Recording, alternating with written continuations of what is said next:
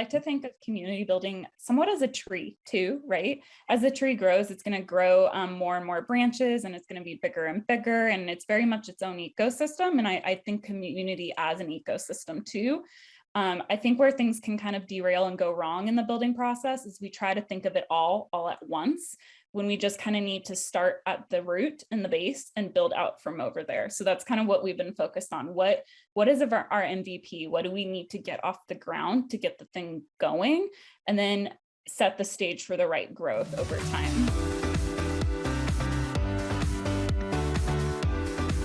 Hey everyone, I'm Joel Primack, host of the Community-Led Growth Show. Today I'm joined by Allison Abel, Senior Manager of Community at Sisense. Thank you so much for being on the show today, Allison. So excited to be here. Thank you so much for reaching out. I'm excited to chat community today. Of course. Well, how could we not have you on the show is a better question. So first thing first, would you please give all of our listeners a quick 30-second intro about yourself? Sure. And I'm going to try to stay at 30 seconds. I have a bit of a unique background, a non-traditional path that landed me in community, which I do think is not rare in our area. But I will say I feel like I've grown up being a bit of a community builder. When I was in high school and college, I organized and launched a lot of clubs, did a lot of meetups and volunteer organization, and kind of did a lot of those things and thought had a lot of passion in it. When I graduated, I did have a passion as well for education, and I started my journey as a teacher. What was interesting is I graduated in 2009 at the height of the recession. And what's interesting about that is it was really hard to find full-time teaching jobs. So oftentimes what would happen is you get a segment of teaching and a segment of something else. And that was technology for me. So I had the opportunity to work on programs to integrate technology in the classroom, and really realized and recognized that I had a really big passion for technology. I just didn't realize that there was technology outside of being an engineer. And that was kind of my first insight into that. Realized the classroom was not for me long-term. And by chance, at this time, I had started this thing called a teacher leadership network. Teachers are notorious for not being the best networkers. Somebody can definitely argue with me on that, but it's really hard to find the time or the way to do it. So I organized this group of teachers. We met quarterly and eventually monthly, and we'd have workshops and panels and a fun happy hour networking event, and got sponsorship from a local university to assist me in making it a formal thing and more widespread through the city. And through that opportunity, was able to land a position in the marketing department for the university, and started to hone in some of my more marketing skills, still not feeling like I found my place that I was going to land. Worked in the graduate school, revamped all of their admissions processes, built a bunch of student programs, still not 100% sure. And what I ended up doing, and I kind of laugh at myself, is I couldn't find the right job. So I just started Googling random skills that I really enjoyed, or things I enjoyed doing, and kind of putting them together. Project management and creative stuff, and community manager popped up. This random job posting, which years ago was very rare. Did a quick Google search on community management, and at the time, CMX and Feverview were around, but it was still very new, still not 100% sure. Reached out to HireLogic, who was hiring the community manager, and you can say the rest is history. The chief community officer at the time said, "You have all these amazing diverse skills, and that's essential in being an effective community manager. I promise you, you found your place." And sure enough, I did. So that's the long and short of it. Probably the longer than 30 seconds, but that's how I got here. No, but that's all amazing. And thank you so much for sharing your story, especially because I think right now we're kind of revisiting that conversation that we were in 08, 09 of teachers looking for like other opportunities. And I've been seeing a lot about that on LinkedIn. There's a Slack group that I'm a member of that's really dedicated to helping people in the education space move into other roles, but yet still apply those same great skill sets that you learn through being in that like sector. Yeah, and that's one thing I would share too. Oftentimes teachers are overlooked, but they do some amazing things and have such a variety of skills: conflict management, relationship building, project management. I could go on and bring so much to the table. And we're used to having to learn things really quickly. And so we can adapt to any type of environment too. So I would really encourage, if anybody is looking at hiring, to consider a teacher. I promise it's going to be one of the best decisions that you make. And I'm not just speaking from my personal experience. As a result of my hiring, HireLogic actually hired a few other teachers, and they've been some of the most successful community managers that have worked there too. On the other side of this, I will also throw a plug of, I know at least one person who was hired who was a former teacher into an enablement role. Yep. And now they've moved from that company, but are now at the VP level in enablement. Yep.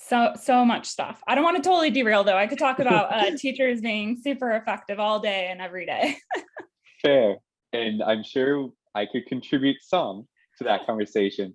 But back into our conversation around community and your story. So as you touched on, you were previously with HireLogic.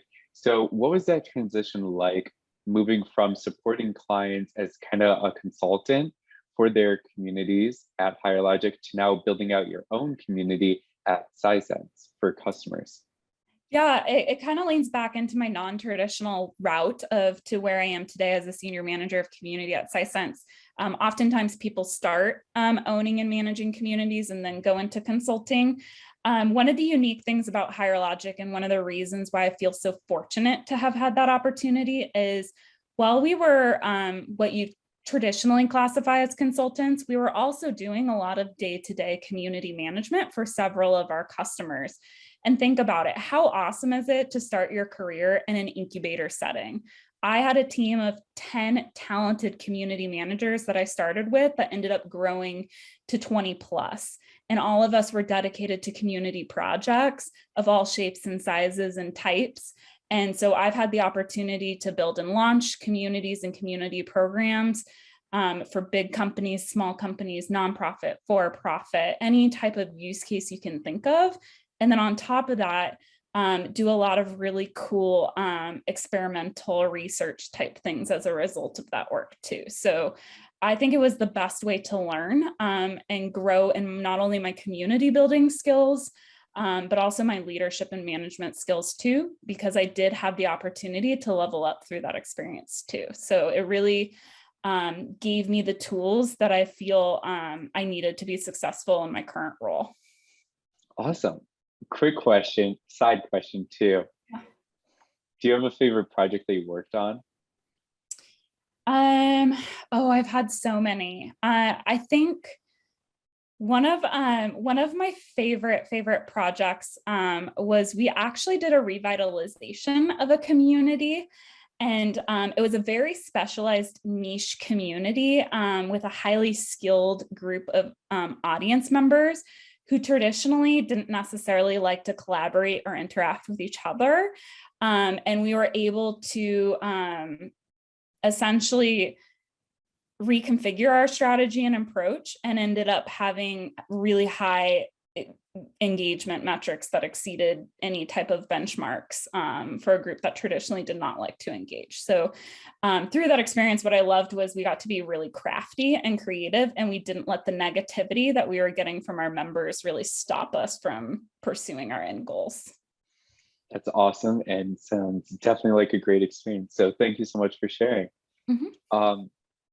So current role at Sisense, how did you and the other stakeholders decide to go with a customer community versus a broader audience community that is the audience that you would target at Sisense through sales, marketing, etc.? That's a great question. I think that's a question that's really important to ask in any community building effort and project. And I think where you find that answer is when you sit down and really spend the time to develop your community goals and the process that it takes to develop those. I'm a big believer that your goals should always align to your organizational goals and objectives as well. And also keep in mind what your customers are aiming to achieve in their day-to-day lives and at their organizations, and kind of merge those together. And what quickly became apparent for us in the Sisense particular example is that we had two main things and objectives we wanted to achieve initially. And I really want to emphasize the initial thing. I think goals aren't set in stone for forever. They need to be iterative, they need to be flexible, and they need to grow both as your customers and your organization grow too. So this first iteration of community, what we've been focused on is the support ticket deflection concept or self-service. Our customers easily being able to access the knowledge they need to succeed in their role in a day-to-day kind of context. Easily and quickly, and also have a place to ask a question and get a response. The second part of that, which also relates, is our customers kept mentioning, hey, I want to meet another customer. I feel like that's every product, right? Hey, I bought this great thing, but how is everybody else doing it? How are they finding success? And I think community is such a great opportunity to connect those peers together and to be able to collaborate on projects. And some of our best actual discussions and conversations we've had in community have actually been, customers collaborating with each other to solve the problem, and they wouldn't have had that opportunity if we didn't have the community otherwise. That's awesome to hear. I love that piece, especially about like learning, especially sometimes there's, of course, like a core use case for a platform or a software, but then sometimes if you kind of tilt it, there are these other ways that are pretty unique, or other areas of a business that may gain value from it as well. So I love that idea of you guys are allowing those conversations to happen naturally in your space. So thank you. Yeah, I would just comment really quickly. I like to think of community building somewhat as a tree too, right? As the tree grows, it's going to grow more and more branches, and it's going to be bigger and bigger, and it's very much its own ecosystem. And I think community as an ecosystem too. I think where things can kind of derail and go wrong in the building process is we try to think of it all at once, when we just kind of need to start at the root and the base and build out from over there. So that's kind of what we've been focused on. What is our MVP? What do we need to get off the ground to get the thing going, and then set the stage for the right growth over time too. Definitely would agree with that. And that's the perfect segue into my next question that I had lined up for. In about 3 months that the community's been live, how did you go from 0 to 500 members in it, and how are you engaging with those members through events, newsletter, forum discussions, etc.? Great question. So something I'll emphasize here that's a little bit unique to some community launch is that happen. We are in beta, and we are public beta, which is very interesting. So I will say we did a 2-week time frame of a private beta where we invited a few members and partners and employees in to essentially make sure the thing didn't break when we got people in there, pre-seed a little bit of content, just make sure our ducks were in a row to be able to launch in a public setting. I'd say we had probably about 45 to 50 participants in that effort. And then what was interesting, and a different tactic that I took was we promoted very limitedly when we launched. We did one social post and we did one email. And one of the things we leaned into is we are launching this as a beta, and we invite you in to join us in the community building effort. And the reason we did that is because we wanted to ensure we had the right internal processes in place to be able to scale and grow the way that we wanted and be able to serve in the way we want. We also wanted to allow some space and flexibility to be able to pivot if needed. So a lot of the past 2 months that we've been launched has been doing a lot of pressure testing of systems, revamping of systems, a lot of the background things that the community may not be able to see, but have huge impact for when we do go to do our large scale launches. And then just making sure that we're listening, like what are conversations that are happening organically? Where is our audience leaning? Do we even have the right discussion boards set up?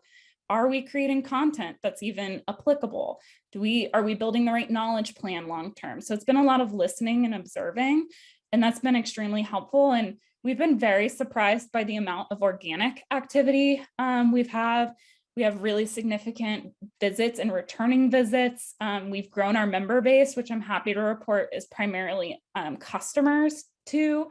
And a lot of peer-to-peer interaction already happening, which makes me really excited for Q2 when we start to really do our widespread promotional campaigns and launch kind of one of the final, not final, but next piece of our project, which is that product feedback space. So low effort right now, but it's a lot of building in the background that we've been doing. And we are seeing some of the success of that because people see the value in the space too. One, that's wonderful. Two, extremely excited to see what you guys do in Q2 now. Now I'm like, please, can we have like a little like watching party or something? Well, I'll give you a little Or sneak peek. So ooh, something that's oftentimes missed in community is community is supposed to be fun too. Community can be very professional and it should be professional and it's there to serve a professional need in a lot of cases, but there should be fun too. So we actually have a gamification program that we've built out, and one of the big parts of that is we introduced a community pup named Scout. So like the rest of the world, we adopted a pup during COVID too.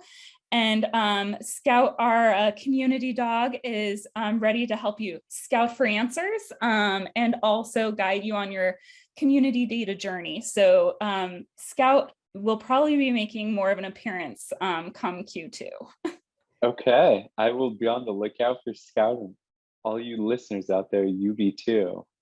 Yep. So on, oh, go for it. Oh, no, I was just going to say I'm very excited about it. I'm excited too. I'm like, it's half my company. I'm like, ooh, I just want to watch. But you just touch on this is building your community roadmap. So you essentially have strong foundation for the long term. What's your process for actually building out a community roadmap? Because I feel like a lot of people have different processes, as well as because community is now starting to per se get hot in the market. Now people are looking to kind of make it more programized or make it more of like a true program versus what it was before, where it's like a very nice thing, not too much effort typically has been put into it, except for a few key players, I would say, in the last 10 plus years. So I'd love to hear about your process for building a community roadmap. Yeah, and I think Sisense is a great example of that. They had a forum, and I'm very intentional in not saying community. They had a forum that customers could go to and ask questions. But to your point, it wasn't very programmatic, and it wasn't necessarily prioritized all the time. And I think anyone would admit that. And I think it was one of those first iterations of the support forum concept where somebody launched something, but there was still so much unknown. And I think what we've come to learn is that strategy is so key in the development and growth and vibrancy of the community too. And I know that several industry reports have stated if you have a strategy in place that is a real strategy that is aligned and agreed upon, you're going to see that success long term. So for roadmaps, which honestly is probably one of my favorite topics, I will admit I lean very operationally. I get very excited about these things. I don't necessarily have a secret sauce. I'm going to try to keep this high level because I could talk about this for hours. Would we love to hear what other people do and how they approach it. But for me, at the highest level, my roadmaps, before I dive into my process, are yearly. They're broken into quarters. And they are actually further broken down within each quarter, which I'll talk about in a minute. But I build them starting in Q3. So Q3, the Q3 prior to the year that will be enacted, and utilize Q3 and Q4 to really refine it before it's launched. I think it's really important to give yourself the space to build these things and be able to nurture them the right way to have the success you need to. At the highest level, I'd say the process that I follow is a reflection process, a brainstorm process, planning, building, getting feedback, and then getting that approval. And if we go in the weeds a little bit, the first step I take, I'm going to lean back to something I mentioned before, goals, goals, goals. I think it's really important to take some time to solidify and align on your goals for that next year. And that can be a process, especially because I do think it's important that your exec team is also aligned on the things that you're aiming to achieve. So by starting in Q3, I'm giving myself that time to really dive in with the applicable teams I need to dive in with and solidify those things, because that's the foundation of any plan I create. After that is what I like to call my research phase or reflection phase. And I say research or reflection because if you're building a brand new community, you may not have data. If you have an existing community, you may have data, architecture, and infrastructure figured out. So spending time to reflect on the data and information that you have, take it all in, absorb it. If you're pre-launch, you may be sitting here like, well, I don't have any community data. Like, what am I going to look at? Ring, ring, ring, perfect opportunity to engage other stakeholders and other departments. So something I do when I don't have that information is I go to applicable teams. I go to the product team, go to the support team, go to the customer success team, and I say, what are you measuring? What information are you collecting? What data do you have? Can I get access to your dashboards? Where are you storing these things? How are you deciphering these things? And collect all that information, because that's still very important information in your building process and your roadmap process. So again, goals, reflection. So looking at your data, looking at your metrics, looking at any survey results you may have. And then I take all of that information, and I think it's important to write it down, but how I write it down is actually into a SWOT analysis. So I build out a yearly SWOT. And for those that may not be familiar, SWOT is strengths and weaknesses, opportunities and threats, strengths and weaknesses being internal to your organization, opportunities and threats being external. And it's a great chart that you can have and visual to really lay out your successes. And while, weaknesses have negative connotations, I always put in little brackets, actually not weaknesses, but big opportunities. And I put big opportunities there. And it's great because it helps you visualize the things you've just been reflecting on. And really that SWOT analysis can be used to guide you in the prioritization side of the roadmap too. So goals, analyze, research, reflect, build out your SWOT. And then my favorite step, get a bunch of sticky notes and just come up with any and all ideas you can think of. And how I keep this organized, and this is going to go back to the structure of my roadmap, is I actually bucket my roadmap. So I think it's really important to be intentional about how your time is spent. So I break my time of community building into 3 parts. External programming, so think community facing. Internal program, think enablement internally. And then technical, so platform development. And that's really important to keep in mind because I think the platform side of things oftentimes gets left off the list or forgotten about, or you're in a project and you're like, oh no, I need time to develop something to fit that need. So I think it's important to spend some time in that. So I have my 3 columns, and I literally, if you're doing this as a team of 1, get out the physical Post-its and just post it up a wall. If you're doing it as a team of multiple, get that virtual whiteboard going on. There's so many great virtual whiteboards now, tag it up. And then what I do is after we've spent some time brainstorming, we take that list and we prioritize it. So we actually order every single item. After we order every single item, again, leaning into the SWOT, leaning into the time we spent reflecting and the goals we have, we then think about the time. Unfortunately, we only have a year. We don't have infinite amount of time, I wish. You got to think about the size of your team, the amount that they can take on, in addition to the day-to-day stuff we're not even capturing per se in the roadmap. I create a backlog list. So we start taking things off, start putting it into the backlog, because hopefully you're just gonna kill it. And there's gonna be that one opportunity where you're like, wow, I got something done really fast. I have space to do more. So you have your backlog list and it's already prioritized and ready for you to go. So after that, I know I'm being lengthy here, but this is the process. After that, I socialize my roadmap. So I go on an internal roadshow, which I also use as an opportunity to promote the community internally, and I get feedback. Are there any big red flags? Are there any projects, as a company we're going to be focused on that may mean some of the community things I prioritize for a certain quarter need to move? So get all that feedback, collect all of that, create a final roadmap, which then I then send to the exec team for sign off, and then we implement. Two things I'll mention there. While I build a roadmap, again, the roadmap should be living. So each month we have a roadmap review that I complete. And that will take different forms depending on the need. But primarily the objective there is to make sure we're evaluating the progress we've made, and also reprioritize some potential things that may need to be adjusted or accommodate new things that we didn't anticipate too. So that monthly check-in has been really helpful, and it also keeps everybody aligned and moving forward.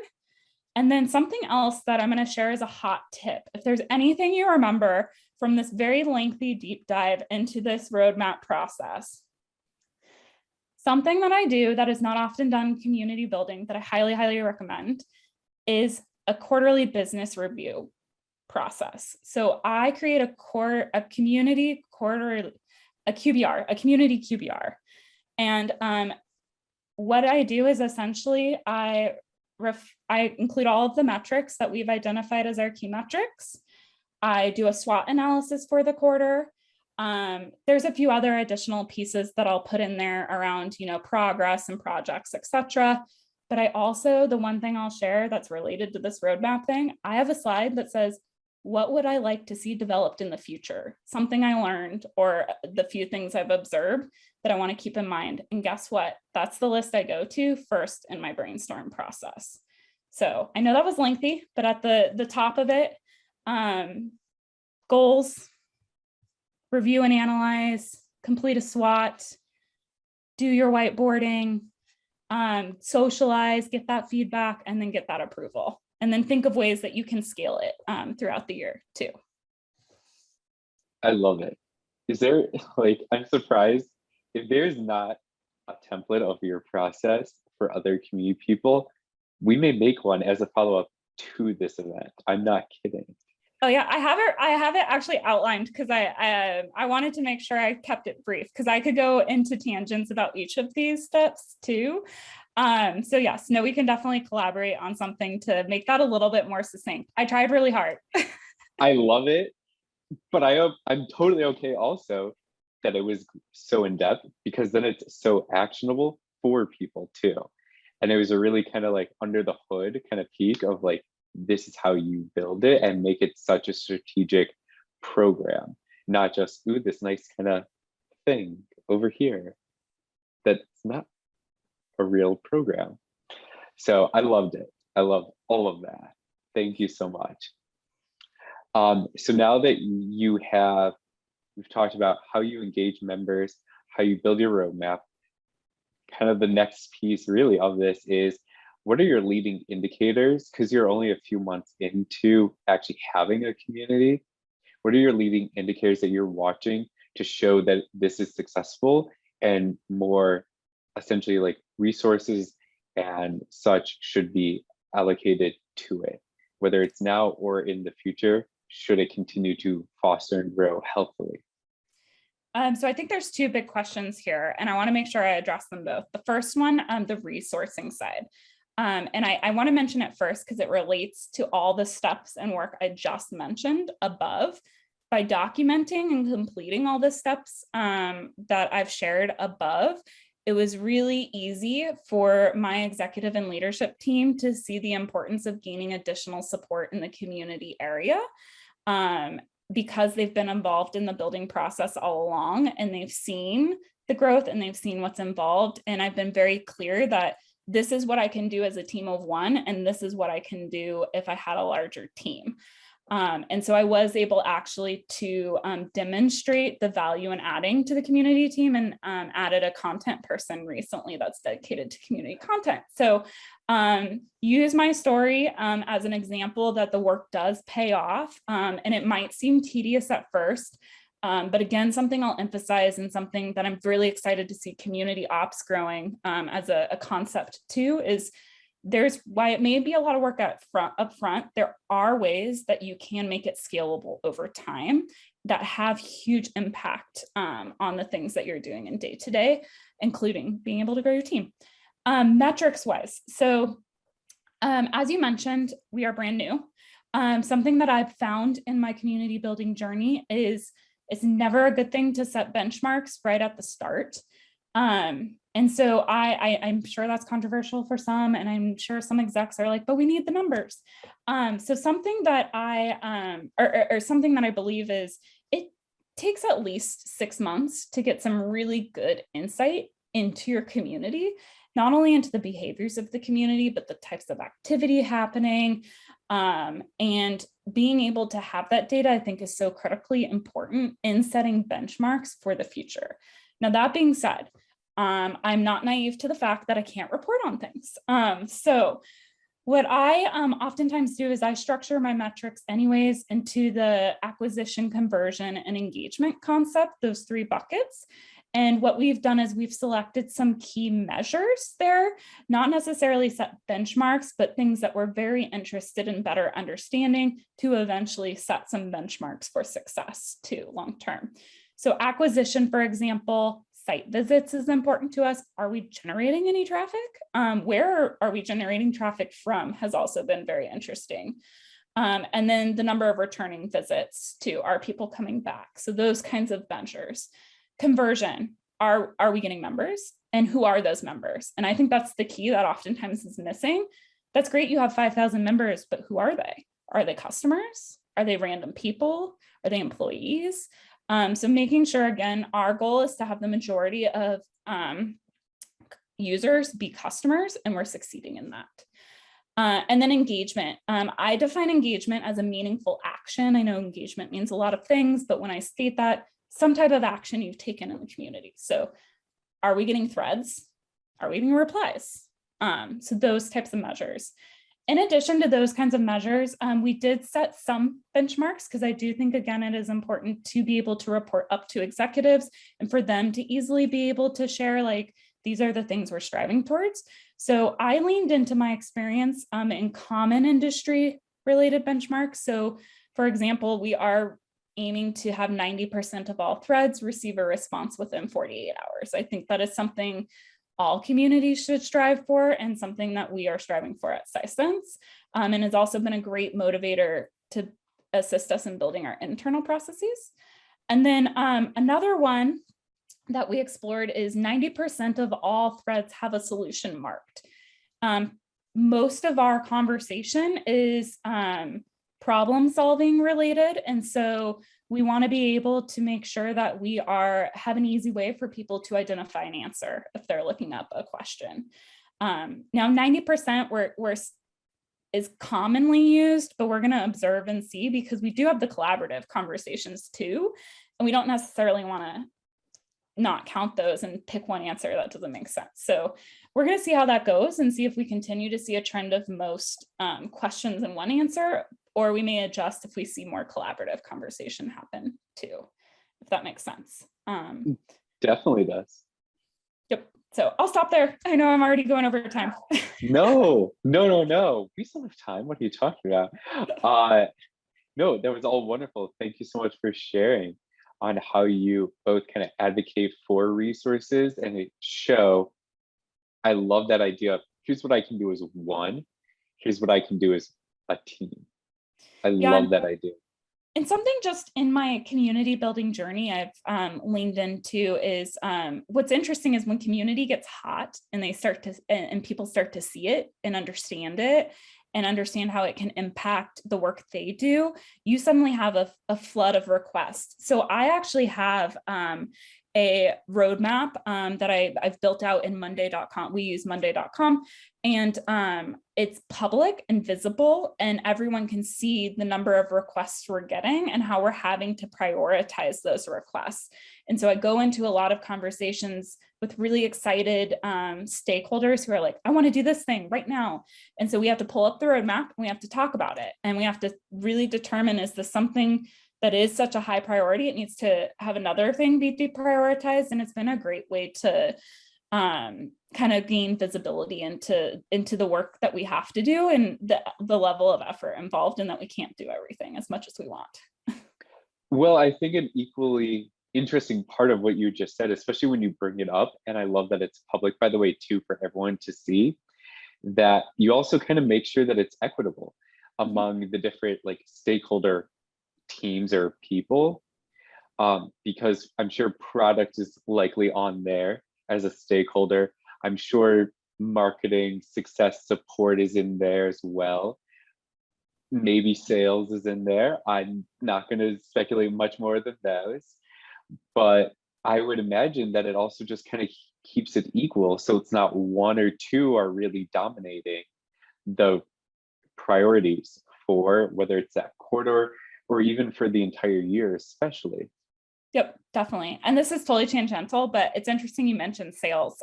So we actually do have sales involved in our community, but as experts. So what's interesting is they know the product, they get the questions. And so we've actually been leveraging them for some of our moderation, as well as like knowledge-based building and blog building, because they are experts and they do know so many great things. And they're hearing from the customers too, what is most important to them. So they've actually been a critical stakeholder in some of this building process too, which I know is non-traditional for a lot of communities, but highly, highly recommend engaging your sales team. Okay, I love that secret sauce. That's an amazing tip. I love it. I love it. I love it. Okay. Last question, because as you mentioned, we are a little bit past time. I'll be brief. But just a little. No. What are the 3 community trends that you're most excited for in B2B tech in 2022 and beyond?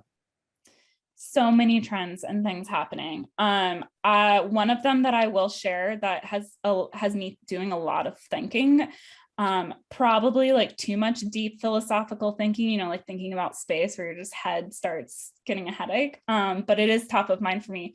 Community is no longer secret. It's not a rare unicorn. I would say we're starting to get into a place where it's a norm. It's something everybody has in some form or fashion. I don't think we're totally there yet, but we're getting there. And what that raises for me that I think about daily is how that's going to affect the way I approach community and how I approach building out my programs, how I approach building out my metrics. Like, is it going to be a thing where I settle for coexisting and we're just happy people come back? Or is it a thing where I need to start thinking like how I can be the leader and the thing that is top of mind for everybody? So those kinds of questions are starting to percolate. I also think there's a really exciting untapped opportunity for co-community engagement. So for example, we have a great partner network and our partners have some communities. Is there an opportunity for us to like co-sponsor something or be in each other's community and guide each other's customers that direction and more coexist? So I think there's lots of interesting questions that are going to start to be more top of mind. And I think some of the traditional tactics are no longer, unfortunately, going to work as much as they used to. Not that they're not valuable. I just think they need to iterate and change with the times. I would definitely agree with that for sure. Yeah, I could probably go on and on and on about that one. I love that. The next episode. My next one, this is something I'm very, very excited about. Specialty fields within community management. So I mentioned community operations is a role that's growing. I just hired a community content manager. Why am I excited about this? Not everybody wants to own and lead a community. And this opens up so many doors for so many different types of people to get involved in the community building process that may not have gotten involved previously. And there is so much opportunity and expertise to be gained from that. And it just really, really excites me that we're building these new career paths and new areas of opportunity. I will just do a quick plug. Community operations is growing and evolving, and I'm a part of this great group called Community Observations, led by Tiffany Odata and Cassie Mays, and highly, highly recommend whoever might be interested in community ops, join. We meet up, have some great programs, and I anticipate more of that's going to grow too. I definitely would agree with that. I've been hearing more community ops consistently as well. Yep. And then the final one related, that I'm curious to see what happens. So while I'm excited, we have all these specialty roles. What I'm also excited about is we have leveling within community now. What I think though, while that's a great trend, I'm really excited about it. What I think is missing and needs a deeper conversation is what that leveling means and some kind of industry alignment on it. I'm sure anyone that may be listening can recall a time where they were reading 3 different job posts for 3 different levels, CM, senior CM, director, and they're the same. When we all know, a CM probably should have different responsibilities than a director has. And so I'll be interested to see that evolve. And I'm very excited. There's some, industry powerhouses that are really taking this on and trying to lead the conversation around it. But I think more of it needs to be done because I think it's more critical than ever. And I worry a little bit when people are having the same expectations for the same level of roles. And there's pay equity conversations and that, et cetera. But great trend that we have it, but I think there's a lot of work to be done in it. I would definitely agree. And I love that you pointed out also like the excitement, but then there's also like almost hesitations of it. I love that you point out because I think that is something that sometimes can be overlooked. Like people are so excited about the future that sometimes those things that when progress happens too fast per se, then in 5 years, 10 years, you're almost having to fix it. And it's much more painful to fix it after it's kind of built in and built up a little bit more than when you're actually building it. Yeah, and I would encourage any community manager to engage with recruiters too. Community is a hot topic right now. Everybody's hiring for community. I get approached oftentimes by recruiters, and I take that as an opportunity to ask the questions. What is the role and responsibility for this position? What's the pay for this position? What's the anticipated growth? And they're very open to the conversation too. I've had a lot of recruiters even just reach out and say, hey, Allison, like, thinking about posting this position, is this the right title? Is this the right role and responsibility? I think they're hungry for that information. And I would encourage you in any interview process to be really transparent and honest and give them that feedback too. Because us being involved in those processes is also going to push the needle in the direction it needs to be pushed too. Agreed, 100%, especially in today's market, where if you're good, you're getting snapped up so fast.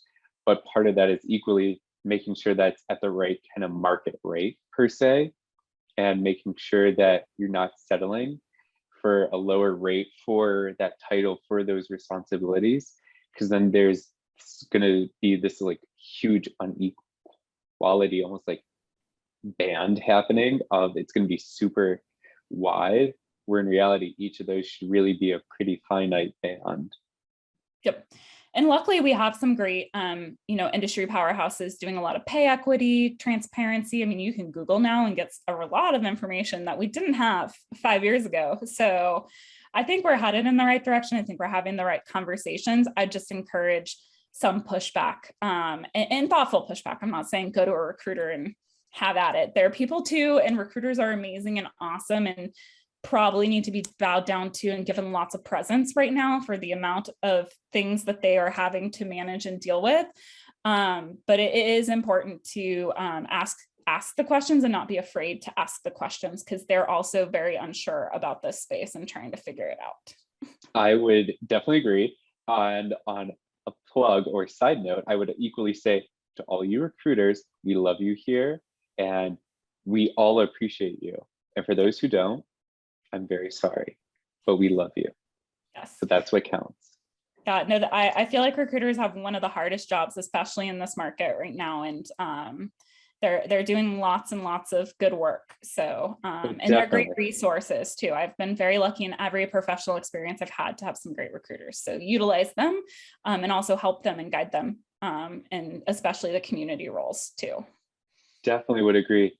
On that note though, we've come to the end of the episode. So Allison, again, thank you so much for being on the Community-Led Growth Show. If people want to connect or follow you on social, what are the best channels and or handles for them to do so? LinkedIn is probably the best right now. I also have an Instagram, but it is not necessarily community focused. It's all about my dog. I am one of those people. And I technically have Twitter. Now I have not been the best Twitterer. That's my goal this year. Twitter? I don't even know. I love it. I need to get on board because I lurk occasionally. I'm like, oh my gosh, there's so much great community content on Twitter that I didn't even know about. So you can find me also on Twitter. I think I'm _able or something of that nature, but I'll double check and let you know. But yes, Twitter is my goal, 2022. I love it that you have personal social goals. Awesome. Yes. Well, thank you so much and have a great day. Thank you.